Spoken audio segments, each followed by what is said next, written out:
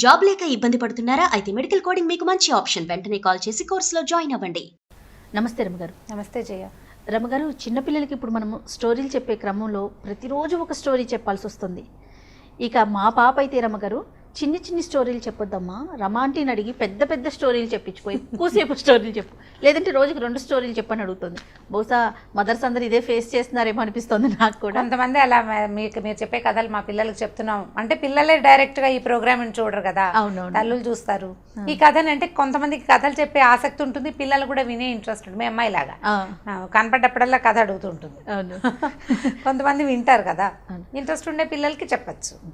Almost అంటే ఇదేదో మనం చేసే దీని వల్ల కాకపోయినా ప్రతి తల్లి కూడా ఇది ఫాలో అవుతూనే ఉండుండొచ్చు బహుశా ఇంతకు ముందు నుంచి కూడా. ఈ స్టోరీ చెప్పటం అనేది ఏదో తనకు తెలిసిన ఒక కథ చెప్పటం అనేది. సో అందులో భాగంగా రమగారు ఈరోజు ఏదైనా ఒక మంచి కథ చెప్పండి. అందులో మనకి విక్రమార్కుడు, బేతాళుడు ఇలాంటి స్టోరీలు అంటే పిల్లలు చాలా ఇంట్రెస్ట్ చూపిస్తారు. వీటికి సంబంధించి ఏదైనా ఒక స్టోరీ చెప్తారా? చెప్తాం. అయితే విక్రమార్కుడు, బేతాళుడు, మనకి విక్రమ్ బేతాళుడు బాగా ఫేమస్ కదా. అవును, విక్రమ్ బేతాళుడు కథలేమో ఒక 28 కథలు, అది ప్రత్యేకమైన సిరీస్. అలా కాకుండా విక్రమార్కుడికి సంబంధించిన కథని చెప్తాం. ఓకే. విక్రమార్కుడికి ఏంటంటే ఆయన రాజు అయిన తర్వాత ఆయనకి దీనికి ముందు నేనేమిటి, నేను ఇప్పుడు రాజుని, నేను ఇప్పుడు విక్రమార్కుడిని, ఈ విక్రమార్కుడిగా పుట్టడానికి ముందు నేనేమిటి అని తెలుసుకోవాలని ఉండేదట. ఓకే. ఇప్పుడు ఎవరైనా మనం ఇప్పుడున్నాము, దీనికి ముందు మనం ఏమిటి, లేదా దీని తర్వాత మనం ఏమిటి అనే జిజ్ఞాస మనుషులకు సహజంగా ఉంటుంది. మిగిలిన రకరకాల వ్యవహారాల్లో పడి అవన్నీ జ్ఞాపకం చేసుకోరు, పెద్దగా ఆలోచించరు. రాజు కదా ఈయన, పూర్తిగా అంతా సామ్రాజ్యం సుస్థిరంగా అయిపోయాక ఏదో ఒకటి తోచక ఆలోచిస్తూ ఆయనకి నా ముందు జన్మలో నేనేమిటో తెలుసుకోవాలి అని అందరినీ అడగటం మొదలుపెట్టాడు. అయితే ఏమైంది, కొన్ని రోజులు ఇలా ప్రశ్నించాడు. ఏ జ్యోతిష్యుడు వచ్చినా ముందు జన్మలో ఏమిటి నేను అని అడుగుతూ ఉండేవాడు. అడగ్గా కొన్నాళ్ళకి ఏమైంది, ఈయనకి మంత్రి ఉన్నాడు భట్టి, ఈయన తమ్ముడే. ఆ భట్టి ఏమన్నాడంటే, ఇలా కాదు మీకు తెలుసుకోవాలని ఉంది కదా అని రాజ్యంలో ప్రకటించాడు. విక్రమార్క మహారాజు తాలూకు ముందు జన్మ ఏమిటో చెప్పగలిగిన వాడికి గుమ్మడికాయ ఇంత బంగారం ఇస్తామని. ఓకే, వచ్చేసారు అందరూ.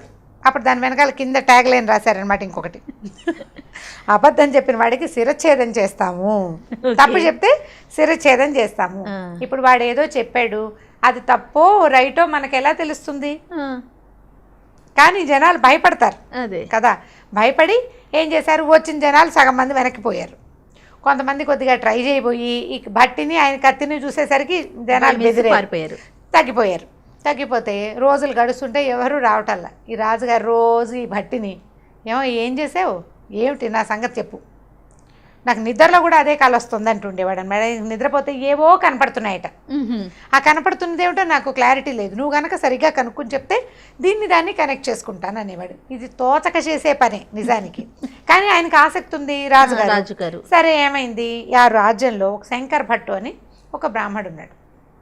ఆయనకి పాపం అసలు డబ్బులు లేవు, ఆయన చాలా బీదవాడైతే ఈ చాటింపు విన్నాడు, గుమ్మడికాయ ఇంత బంగారం ఇస్తారు అని. ఆ గుమ్మడికాయ ఇంత బంగారం తీసుకురావచ్చు కదా, నువ్వు కూడా జ్యోతిష్యం చదువుకున్నావని భార్య రోజు పోరేది ఆయన్ని. అయితే దాని వెనకాలన కిందున్న ట్యాగ్ లైన్ చూస్తే ఆయనకి భయంగా ఉంటూ ఉండేది.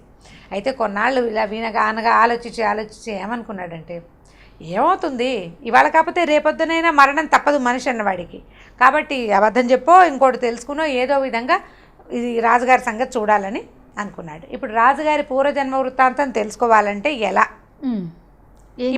ఏం చేయాలి? ఇప్పటి కాలంలో అయితే మనం ఇంటర్నెట్లో వెంటనే కొట్టేస్తాం, గూగుల్ చేసేస్తాం కదా, గూగుల్ ఇట్టని గూగుల్ చేసేస్తాం. వాళ్ళకి గూగుల్ ఏంటంటే ఆ రోజుల్లో ఏదైనా తపస్సు చేయటం, ఏదైనా గుళ్ళోకి వెళ్ళి ఏ దేవుడినో దేవతనో ప్రార్థించి అమ్మ నాకు ఇది కావాలంటే చేస్తుంది దేవత. ఈయన ఏం చేశాడు, ఈ అవంతి నగరం, ఈ ఉజ్జయిని నగరానికి చాలా దూరంలో ఒక పాత కాళికాదేవి గుడి ఉందట. ఆ గుడికి వెళ్దామని బయలుదేరి ఏం చేశాడు, ఆ గుడికి వెళ్ళి ఆ కాళికాదేవిని కనుక మెప్పిస్తే ఆవిడ మనం అడిగిన పని ఏదో చేసి పెడుతుంది, ఈ రాజుగారి సంగతి ఆవిడని కనుక్కోవచ్చు అని చెప్పి, పైగా ఆ రాజుగారికి పూర్వం ఈ కాళికాదేవి గుడితో సంబంధం ఉంది అంచేత వెళ్ళేసరికల్లా ఏమైంది, ఈ నడిచే దారిలో కాళికా ఇప్పటిలాగా మ్యాపులు ఏమున్నాయి, ఏదో ఒక అందాజుగా వెళ్ళేవాళ్ళు. ఈ వెళ్ళే దారిలో ఆయన దారి తప్పిపోయి ఏదో బాగా గుబురుగా ఉన్న ఒక తోటలోకి ఎంటర్ అయ్యాడు. చీకటి పడిపోతే ఈయన ఏం చేశాడు, రాత్రి అయిపోయింది, ఈ పూటకి ఇక్కడ పడుకుందాం, రేపు తెల్లారాక అప్పుడు చూద్దాం అంటే వెళ్ళే దారిలో కొన్ని ఊళ్ళు కనపడాలని లెక్క ఉంది, ఊళ్ళేవో కొన్ని కనపడ్డాయి, కానీ ఎక్కడ దారి తప్పిపోయాడో అడవిలోకి ప్రవేశించేశాడు. ఈ గుబురుగా ఉన్న చెట్ల ఉన్న ఈ వనంలోకి ప్రవేశించి ఆ రాత్రి పడుకుందామని ఓ చెట్టు ఎక్కి పడుకున్నాడు.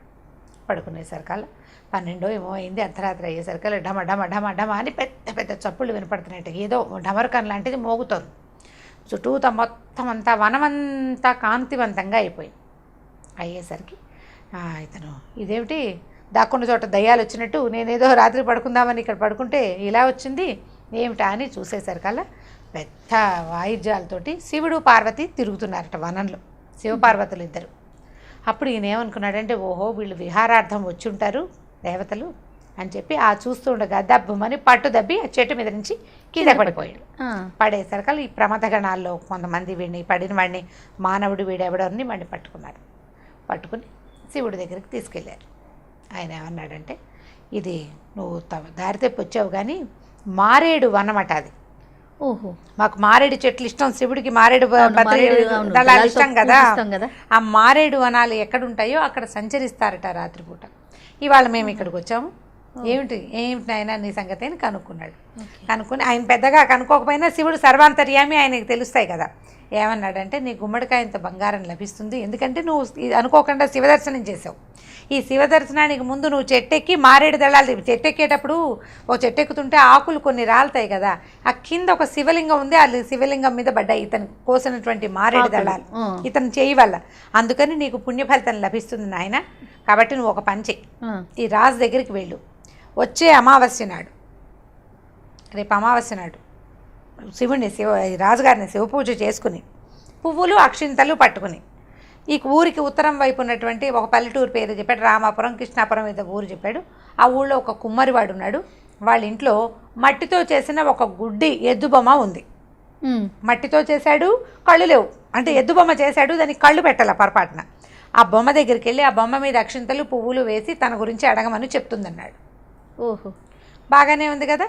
ఇంతలో సూర్యోదయం బ్రాహ్మీ ముహూర్తం అయిపోయింది, శివపార్వతులు అందరూ మాయమైపోయారు. వీడు తెల్లారేదాకా ఈ బ్రాహ్మడు అక్కడ పడుకుని పొద్దున్నే లేచి రాజుగారి దగ్గరికి వెళ్ళాడు. మళ్ళీ ఇదంతా వచ్చిన నడకంతా మళ్ళీ వెనక్కి నడిచాడు. వెంటనే చేరలేదులేండి, 2-3 రోజులకి చేరాడు. బట్టి దగ్గరికి వెళ్ళాడు. అయ్యా, రాజుగారి పూర్వజన్మ రహస్యం నాకు తెలిసిపోయిందండి, నేను చెప్తాను, నన్ను రాజుగారి దగ్గరికి తీసుకెళ్ళమన్నాడు. తీసుకెళ్ళమంటే సరే తీసుకుపోయారు. తీసుకెళ్తే ఈయన ఏమన్నాడంటే, రాజా ఇప్పుడు ఇంకా పౌర్ణమి నడుస్తోంది, పౌర్ణమి రోజుల్లోనే ఈయన చూశాడు శివుణ్ణి. అమావాస్య నాడు శివ పూజ చేసిన అక్షింతలు పువ్వులు పట్టుకుని ఈ ఊరికి ఉత్తరం వైపు ఉన్నటువంటి రామకృష్ణాపురం అనే ఊరికి వెళ్ళి అక్కడ ఒక కుమ్మరివాడు ఉన్నాడు. వాళ్ళ ఇంట్లో ఒక గుడ్డి ఎద్దు బొమ్మ ఉంది, మట్టితో చేసింది. ఆ బొమ్మ మీద అక్షింతలు చల్లు, నీ సంగతి కనుక్కో, అది నీకు చెప్తుంది అన్నాడు. సరే రాజుగారు ఇది పెద్దగా నమస్కారం కాలేదు, బ్రాహ్మణుడు చూస్తే బీదగా ఉన్నాడు. సరే దీని సంగతి ఏమిటో చూద్దామని ఈ 15 రోజులు ఈ బ్రాహ్మణ్ణి పోషించండి, ఇక్కడే ఉంచుకుని 15 డేస్ తర్వాత ఈ అమావాస్య వచ్చాక అక్కడ ఏదో విషయం తేలాక అప్పుడు వీటి సంగతి చూద్దామన్నారు. సరే బ్రాహ్మణ్ణి పోషించడం అంటే ఏమిటి, వాడికి చక్కగా ఇబ్బడి ముబ్బడిగా అన్నీ ఇచ్చి ఇంటికి పంపించారు. ఇంటి దగ్గర 4 సైనికుల్ని కాపలా పెట్టారు. ఇంటికి 10 హాయిగా తిన్నారు. ఈ 15 రోజులు గడిచాయి. ఈ రాజుగారు ఏం చేశాడు, అమావాస్య నాటి రాత్రి చీకటి పడ్డాక ప్రదోషకాలంలో అంటే చంద్రోదయం అవదు కానీ చంద్రోదయ వేళకి పూజ చేసుకున్నాడు. శివ పూజ చేసి అక్షతలు పువ్వులు పుచ్చుకుని ఆ రామకృష్ణాపురం రథం వేసుకుని అక్కడికి వెళ్ళాడు. వెళ్తే ఒక కుమ్మరివాడి ఇంటికి వెళ్ళాడు. ఆ ఇంట్లో ఒక పెద్ద సైజు ఎద్దు బొమ్మను. అయితే ఈయన అడిగాడు, ఏమయ్యా మట్టితోటి ఎద్దు బొమ్మను చేసావు, బాగుంది, దీనికి కళ్ళు పెట్టలేదేమిటి, పాపం గుడి బొమ్మను చేసావు, కళ్ళే లేవు ఆ బొమ్మకి. అడిగేసరికల కుమ్మరివాడు అన్నాడు, ఏమోనండి సరిగ్గా కళ్ళు గీసే టైంకి నాకు నిద్ర వచ్చింది, నేను గీయలేదన్నాడు. సరే ఈయన ఏం చేశాడు, రాజుగారు ఆ బొమ్మను చూసి ఆ బొమ్మ మీద అక్షింతలు పువ్వులు చల్లాడు. చల్లితే ఆ గుడ్డి బొమ్మ చటుక్కుని కళ్ళు వచ్చినాయి. దానికి కళ్ళు తెరిచింది, వలవలా ఏడుస్తుంది, కళ్ళలోంచి నీళ్లు కారుతున్నాయి బొమ్మకి. కారుతూ, రాజా నేను ఎక్కువసేపు ఇక్కడ ఉండను, నువ్వు ఈ పువ్వులు చల్లావు చూడు, దీని ప్రభావం వల్లే నేను మాట్లాడగలుగుతున్నాను. వచ్చే అమావాస్య నాడు ఊరికి తూర్పు వైపున ఉన్నటువంటి శ్మశానంలో చెట్టు మీద ఒక పిశాచి ఉంది, దాని మీద ఈ పువ్వులు అక్షింతలు అక్కడ కూడా చల్లు, అది నీకు చెప్తుంది ఓకే అని చెప్పాడు. చెప్పి గుడ్డి బొమ్మ ఆ కళ్ళు మూసుకుపోయినాయి, టపికని పగిలిపోయింది. బొమ్మ కాస్త పగిలిపోయింది. రాజుగారు అవురా ఇదేమిటి, ఏదో చేయబోతే ఇలా అయింది, సరే చూద్దామని మళ్ళీ ఇప్పుడు మళ్ళీ అమావాస్య రావాలంటే ఈసారి 1 రోజులు ఆగాలి. ఈ 1 రోజులు ఈగర్గా వెయిట్ చేశాడు రాజు విక్రమార్కుడు. సరే మళ్ళీ అమావాస్య వచ్చింది, ఈసారి పూజ చేశాడు. ఇప్పుడు ఊరికి తూర్పునున్న ఉజ్జయిని నగరానికి తూర్పు వైపు ఉన్న శ్మశానానికి వెళ్ళాడు. ఆ శ్మశానంలో ఒక పెద్ద చెట్టు ఉంది. ఆ చెట్టును ఆశ్రయించుకుని ఒక పిశాచి ఉంది. ఈయన వెళ్ళాడు. వెళ్ళి ఎక్కడుందా అని వెతికాడు. ఆ చెట్టు దగ్గరికి వెళ్ళాడు. వెళ్ళి ఈ పూజ చేసిన పువ్వులు అక్షింతలు దాని మీద చల్లాడు. చల్లేసరికల్లా ఆ పిశాచి అంది, నేను నీతో ఎక్కువసేపు మాట్లాడలేను, ఈ పువ్వుల వల్ల నాకు కొంచెం పుణ్యం వచ్చింది కాబట్టి దాంతో మాట్లాడతాను, 2 నిమిషాలే, ఆ తర్వాత నేనే నిన్ను చంపేస్తాను, కాబట్టి నా మాట పూర్తయిన మరుక్షణం ఇక్కడి నుంచి పరిగెత్తుకుంటూ వెళ్ళి పారిపోమని. సరే ముందే చెప్పింది. ఏం చెప్పిందంటే, వచ్చే అమావాస్య నాడు ఇంకొక అమావాస్యకి మీ మంత్రి గారి పెద్ద ఆయనకి బోలంతమంది మంత్రులు ఉన్నారు. చివరి చిన్న మంత్రి ఉన్నాడు. చిన్న మంత్రికి 9 ఏళ్ల కూతురు ఉంది. ఆ 9 ఏళ్ల కూతురు మీద ఈ అక్షంతల పువ్వులు చల్లి ఆ అమ్మాయిని అడుగు, అది నీకు నిజం చెప్తుంది, నీ పూర్వజన్మ రహస్యం చెప్తుందని చెప్పింది. మళ్ళీ రాజుగారికి మళ్ళా బేతాళి చెట్టెక్కాడండి. ఈ కథ ఇక్కడ అవ్వలేదన్నమాట. ఈ లోపల ఈ వేయగానే ఈ పిశాచి మామూలుగా ఉన్నది కాస్త దానికి బోళ్ళని పళ్ళు గోళ్ళు పెరిగిపోతున్నాయట. రాజుకి అర్థమైంది ఇది మన మీద పడుతుందని. ఈయన ఏం చేశాడు, పరిగెత్తుకుంటా చెట్టు దిగేసి రథం ఎక్కి పరిగెత్తుకుంటూ బయటకు వచ్చేసాడు అక్కడి నుంచి. తర్వాత జరగబోయేది ఏమిటి, మనిషిగా ఈయన గొప్పవాడు కానీ పిశాచాల దగ్గర ఆయన పవర్ పనిచేయదు కదా, కత్తులు గిత్తులు పనిచేయవు. పారిపోయి వచ్చేసాడు. మళ్ళీ 1 రోజులు ఆగాడు. అయితే ఈ 1 రోజులకి 10 రోజుల ముందే పౌర్ణమి వెళ్ళంగానే మంత్రులందరినీ పిలిచి అందులో చిన్న మంత్రిని అడిగాడు, నాయన నీకు 9 ఏళ్ల కూతురుందంటే ఉందండి అన్నాడు. అయితే అమావాస్య నాడు మీ అమ్మాయితోటి నాకు పని ఉంది, మీ ఇంట్లో శివ పూజ చేసుకోవడానికి వీళ్ళు ఏర్పాటు చేసి నాకు పూజ చేసుకోవడానికి ఏర్పాటు చేసి మీ పిల్లని నాతో ఏకాంతంగా వదిలిపెట్టాలి అని చెప్పాడు. ఈ మంత్రి హడిలిపోయాడు. ఊరినాయన ఈయన ఏం చేయబోతున్నాడు ఈ పిల్లతోటి. ఇంతకుముందు ఈయన విక్రమార్కుడికి సిద్ధి ఎలా వచ్చిందంటే తన తల తనే నరుక్కుని కాళికాదేవికి బలిచ్చుకుని తనని విక్రమార్కుడిగా విజయం పొందాడు. కాళికకి తనని తలే బలిచ్చుకున్నాడు. అంత భక్తుడు అంత పని చేశాడు ఆయన. అంటే అలాంటి పని చేయగలిగిన వాడు. పైగా ఈ 3 నెలల నుంచి ఓ రోజు నెలకోసారి ఆ ఊరు వెళ్తాడు, ఇదేమిటో శ్మశానానికి వెళ్ళి వచ్చాడు. ఇప్పుడు కొత్తగా ఈ కథ మొదలుపెట్టాడు. పిల్లని ఏమైనా బలిస్తాడేమోనని హడిలిపోయారు వాళ్ళు. భయమేసింది వాళ్ళకి. తర్వాత జరగబోయేది ఇదేనేమోనని అక్కడి నుంచి బొణుక్కుంటూ ఎలాగో పాపం ఆ 10 రోజులు గడిపారు. ఆ అమావాస్య పూట మరి రాజు కాదని లేరు. ఏడ్చుకుంటూ పిల్లని ఇంకా కోల్పోతామనుకుని శివ పూజకు ఏర్పాటు చేశారు. ఇప్పుడు 3వ నెల అమావాస్య నాడు రాజుగారు సపరివారంగా మంత్రి గారింటికి వెళ్ళాడు. చిన్న మంత్రి, సాధారణమైన వాడు. చిన్న మంత్రి అంటే ఓ 25 మంది మంత్రులు ఉంటే చివరి వాడు చిన్న పోస్టు, చివరి పోస్టు. సరే వాళ్ళ ఇల్లు ఏదో సుమారైన ఇల్లు, ఇంత పిల్ల ఉంది. వెళ్ళాడు. పూజకు ఒక గది ఏర్పాటు చేశారు, ఒక పెద్ద హాల్ లాంటిది అక్కడ పెట్టారు. శివలింగం పెట్టి పువ్వులు గివ్వులు పెట్టారు. ఈ పిల్లని అక్కడ కూర్చోబెట్టి ఇంటిని బాధి ఏడ్చుకుంటూ బయటికి పోయారు. పిల్లని ఏం చేసేస్తాడో ఈయన ఏం చేశాడు, తన పద్ధతి ప్రకారం శివ పూజ చేసుకున్నాడు. ఈ కూర్చున్న పిల్ల చక్కగా బాసిపెట్టలేసుకుని ముచ్చటగా కూర్చుని 9 ఏళ్ల పిల్ల అంటే ఎంత ఉంటుంది, ఎంత ఉండదు, చిన్నపిల్లే కదా. ఏం చేశాడు, ఈ పువ్వులు అక్షంతలు అమ్మాయి మీద చల్లాడు. అమ్మ నా సంగతి నీకు తెలుసా, నేనెవరో నీకు తెలుసా, నేను ఇంతకుముందు 2 చోట్లకి వెళ్ళాను. వాళ్ళిద్దరూ ఒకళ్ళ తర్వాత ఒకళ్ళు నీ వైపు నన్ను మళ్ళించారు, నీ వైపు నా దారి మళ్ళించారు. నీకు నేను తెలుసా, తెలిస్తే దాచకుండా చెప్పు అన్నాడు. ఆ పిల్ల నవ్వింది. నవ్వితే ఈయనకి చాలా సంతోషం వేసింది. నవ్వేసరికి ఎందుకు తనకి సంతోషం వేసిందో ఆయనకి తెలియదు. అప్పుడు ఏం చెప్పిందంటే, రాజా కిందటి జన్మలో నువ్వు రామశర్మ అనే ఒక బ్రాహ్మడివి, నీకు ఒక భార్య, ఓ కొడుకు, కోడలు ఉన్నారు. అయితే మీరున్న ఊళ్ళో చాలా ఎక్కువ ఫ్లడ్స్ లాంటివి వచ్చి జనజీవనం అంతా అల్లకల్లోలం అయిపోతే ఏం చేశాం మేము, ఈ అల్లకల్లోలం అయిపోయిన తర్వాత మొదటి 3-4 రోజుల పాటు మన ఇంట్లో భోజనమే లేదు, ఆహారం లేదు. 4 రోజుల పాటు పస్తులున్నాం. 5వ రోజు కొంచెం వాన గీనా తగ్గి జనాలంతా కొంచెం శాంతన పొందుతున్నారు. అంటే ఊళ్ళో జనాలు కొద్దిగా సద్దుమణిగా కాడావిడంతా. 5వ రోజు ఈ బ్రాహ్మడట యాయవారానికి వెళ్ళాడు. అంటే మామూలుగా బ్రాహ్మలు పూజలు అవి చేయిస్తారు ఎవరింట్లోన్నా. వాళ్ళు ఏమైనా ఇస్తే తెచ్చుకుంటారు. ఏ పూజలు అవి లేని రోజుల్లో వీళ్ళు ఏం చేస్తారంటే భిక్షకి వెళ్తారు ఊళ్ళోకి. వెళ్తే ఈ ఊళ్ళల్లో గృహస్థులు ఏదైనా బియ్యము అవి ఇవి ఇస్తే అవి తెచ్చుకుని వంట చేసుకోవాలి. అయితే ఈయన వెళ్ళేసరికి ఊళ్ళోకి ఊరంతా అల్లకల్లోలక. నిన్ననే ఫ్లడ్స్ తగ్గితే ఇవాళ వాళ్ళు టెంగు రంగామని ఉండలేరు కదా. ఆ ఊరంతా అల్లకల్లోలంగా ఉంది. ఏదో జనాలంతా ఎక్కడెక్కడ వస్తువులు తెచ్చుకుంటారు. తడిసిపోయిన నీళ్లు బాగు చేసుకుని గందరగోళంగా ఉన్నారు. 4 గుప్పెళ్ళ బియ్యం మాత్రమే దొరికినాయట ఆ రోజు. ఓకే, 4 గుప్పెళ్ళ బియ్యం వస్తే ఈ బియ్యం పుచ్చుకుని ఈయన ఇంటికి తీసుకొస్తే భార్య ఏం చేసింది, కోడలు కూడా మరి పెద్దదేం కాదు, పెద్ద కొడుకు 18 ఏళ్ళ కొడుకు, ఓ 13-12 ఏళ్ళ చిన్నపిల్ల కోడలు. అయితే ఈ భార్య ఈ 4 గుప్పెళ్ళ బియ్యాన్ని ఇంట్లో ఏ శనగపిండి ఉందో లేకపోతే ఏ పెసరపప్పు ఉందో అది వేసి మొత్తాన్ని వీళ్ళు తినడానికి ఒక పదార్థం ఏదో తయారు చేసింది. 4 విస్తళ్ళలో అంతంత ఉన్నది ఎంతో పదార్థం. 4 పెళ్ళి బియ్యం అయితే ఎంత వస్తుంది? 4 భాగాలు చేసి భోజనాన్ని కూర్చున్నారు. కూర్చుంటే బయట నుంచి ఓ 2 బ్రాహ్మలు తలుపు కొట్టారు. బయట తలుపు కొట్టి మాకు ఆకలిస్తుంది నాయన, 5 రోజులైంది ఆహారం తిని, ఏదైనా ఒక ముద్ద పెట్టండి, భోజనం పెట్టండి, బ్రాహ్మలు ఇల్లని తెలిసే వచ్చామని అడిగారు. అడిగేసరికల్లా ఈ బ్రాహ్మడు లోపలికి వచ్చేసరికల్లా ఆయన భార్య పెద్దగా గర్జించి 5 రోజులు పస్తు తర్వాత ఇవాళ మనం అన్నం తినడానికి వస్తే వీడెవడో వస్తావా అని చెప్పి తన విస్తరి తన కొడుకు విస్తరి పక్కకు పెట్టి, నేను నా కొడుకు తినకుండా కుదరదు, నువ్వు నీ కోడలు ఏం చేసుకుంటారో చేసుకుంటాను. తనతో పాటు కొడుకును కూడా ఆవిడ కొడుకు నా కొడుకు అన్నానికి మాడిపోతాడు.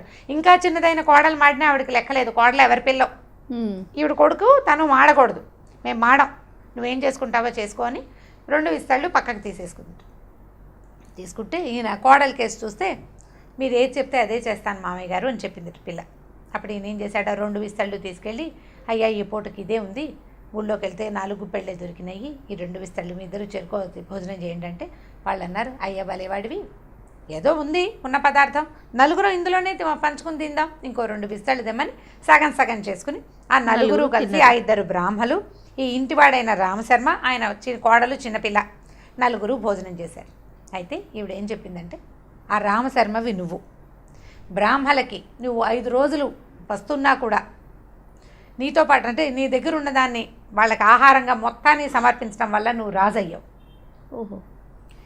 ఆ విస్తర్లు 2 లాగేసుకున్న నీ భార్య పిశాచయింది. ఓహో. ఇప్పుడు వాళ్ళ అమ్మ చెబితే, కాదమ్మా అట్లా అంటే ఎట్లా, బ్రాహ్మడికి అన్నం పెట్టకపోతే ఎట్లా అని గుడ్డెద్దులాగా వాళ్ళ అమ్మని ఫాలో అయినటువంటి ఈ కొడుకు ఈ గుడ్డి ఎద్దుబొమ్మ అయ్యాడు. అంటే రాజుకి వెంటనే ఆ పిల్ల నవ్వంగానే తనకు ఎందుకు సంతోషం కలిగిందో ఆయనకు తెలిసింది, కోడలే ఈ పాప, ఈ ఎదురుగుండా ఉన్న చిన్నపిల్ల. అప్పుడు రాజుగారు ఏం చేశాడు, ఆ పిల్లని చాలా మెచ్చుకుని అక్కడి నుంచి బయటకు వచ్చి ఈ మంత్రికి చెప్పాడు, మీ అమ్మాయిని నా కోడలుగా చేసుకుంటాను నేనని. వీళ్ళ పిల్ల చచ్చిపోతుంది అనుకున్న చిన్న మంత్రి గారి, సాధారణమైన మంత్రి గారి కూతురు రాజుగారి కోడలవుతోంది. ఇప్పుడు రాజుగారి కోడలై ఊరుకుంటుందా? రేపొద్దున రాజుగారి తర్వాత రాజు ఎవరవుతారు? కొడుకే రాజు. అప్పుడు కోడలు రాణవుతుంది. తనకి వంతుకి వచ్చిన ఆహారాన్ని పెద్దవాళ్ళు ఏం చెప్తే అది చెయ్యాలన్న ఇంగిత ఉన్నందుకు ఆ అమ్మాయికి మరుసటి జన్మలో ఒక మంత్రి గారింట్లో పుట్టే అవకాశం వచ్చింది. అక్కడి నుంచి రాణి అయ్యే అవకాశం తనంతట తను ఏ ప్రయత్నం చేయకుండానే వెతుక్కుంటూ వచ్చింది. మంచి స్టోరీ. అక్కడి నుంచి ఇప్పుడు రాజు తనకి బ్రాహ్మడయ్యుండి తనకి దొరికిన చిన్న అంతకుముందు భిక్ష ఎత్తుకున్నాడు ఆయన. మనం కథలో చెప్పింది అదే కదా. భిక్షను తెచ్చుకున్న పదార్థాన్ని కూడా ఇంకొకళ్ళకి భాగం పెట్టడానికి అతను సాహసాన్ని చూపించినందుకు అపరిమితమైన సాహసం కలిగిన విక్రమార్కుడు వంటి జన్మ వచ్చింది ఆయనకి. ఎన్ని లక్షల మంది బ్రాహ్మణుల్ని పోషించాడో విక్రమార్కుడు. ఇప్పటిదాకా మనం విక్రమార్కుడు గురించి చెప్పుకుంటూనే ఉన్నాం. ఎంత జ్ఞాపకం ఉంది మనకి. రాజులు అంటే బెస్ట్ రాకింగ్ విక్రమార్కుడు అసలు ఎలాంటి రాజు అంటే ఆయన స్వర్గానికి వెళ్ళి రంభాబురుసుల డ్యాన్సుల్లో ఎవరి డ్యాన్స్ గొప్పదో చెప్పగలిగేంత ప్రతిభాశాలి. ఈ ముందు జన్మలో చేసిన దానం వల్లే అతనికి ఇలాంటి జన్మ వచ్చిందని చెప్తారు. మన పురాణాల ప్రకారం మనం హిందూ ధర్మంలో కూడా మనం ఏం చెప్తామంటే, ఇప్పుడు మనం ఏం చేస్తామో దాన ధర్మాలే మనం తర్వాతి జన్మకి క్యారీ అవుతాయి. అవి మనం ఇప్పుడు చేసే చెడుని మనం ఇప్పుడే అనుభవించాలి. ఒకటి తర్వాత జన్మలో కూడా అనుభవించాల్సే వస్తుంది. మంచికి ఫలితం ఇవాళ లేకపోయినప్పటికీ తర్వాత జన్మలో ఆ మంచికి ఫలితాన్ని ఖచ్చితంగా భగవంతుడు, ప్రకృతి ఆటోమేటిక్గా మనకి తీసుకొచ్చి చేసేస్తుంది అన్నమాట. ఈ విక్రమార్కుడి కథల్లో ఇది స్టార్టింగ్ స్టోరీ జయ. ఇలాంటి కథలు ఎన్ని ఉన్నాయో, చాలా మంచి మంచి కథలు ఉన్నాయి. ఈ కథ చెప్పండి మీ అమ్మాయికి. ఎవరెవరి పిల్లలకి ఈ కథలు ఆసక్తి ఉందో వాళ్ళందరికీ ఈ విక్రమార్కుడి కథల్లో భాగంగా. ఇది పెద్దగా జనబాహుళ్యంలో ఉన్న కథ కాదు. మామూలుగా మనకి విక్రముడు, వేతాళుడు కథలే తెలుస్తాయి. సిరీస్ కూడా, టీవీ సిరీస్ కూడా ఉండేది. ఇవి సిరీస్లో లేని కథలు. ఇలాంటివి కొన్ని ఉన్నాయి. ఇంకొకటి 2 మళ్ళీ చెప్దాం ఇంకొకసారి. Thank you so much Ramya గారు. ఓకే చెయ్యాలి. ఈ వీడియో కనుక మీకు నచ్చినట్లయితే లైక్ చేయండి, షేర్ చేయండి. మరిన్ని వీడియోస్ కోసం మా ఛానల్ని సబ్స్క్రైబ్ చేసుకోండి.